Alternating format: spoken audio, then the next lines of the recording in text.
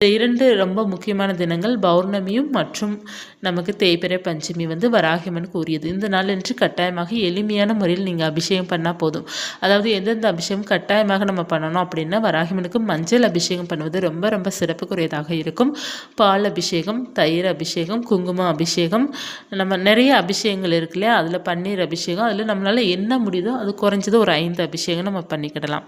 நம்மளால் என்ன முடியுதோ, இல்லைன்னா ஒரு அபிஷேகம் மட்டும் தான் நான் பண்ண முடியுது, நான் மஞ்சள் அபிஷேகம் மட்டும் தான் பண்ண முடியுது அப்படின்னாலும் தாராளமாக அது மட்டும் நீங்கள் செய்து கொள்ளலாம். ஸோ நம்மக்கிட்ட எப்படி எவ்வளோ முடியுதோ அது மட்டும் எளிமையாக நம்ம செய்தாலே போதும். இப்போ நீங்கள் சிலை வச்சுருக்கிறீங்கன்னா அபிஷேகம் பண்ணிக்கோங்க.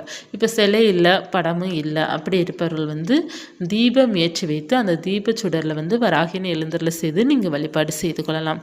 இப்போ தீப சுடரில் எப்படி எழுந்தருளை செய்யணும் அப்படின்னா, நீங்கள் விளக்கேற்றும் போது வராகியம்மன் நாமத்தை சொல்லிகிட்டே விளக்கேற்றணும். அவங்களுடைய நாமத்தை சொல்லி விளக்கேற்றும் போது அவங்க அந்த தீபத்தை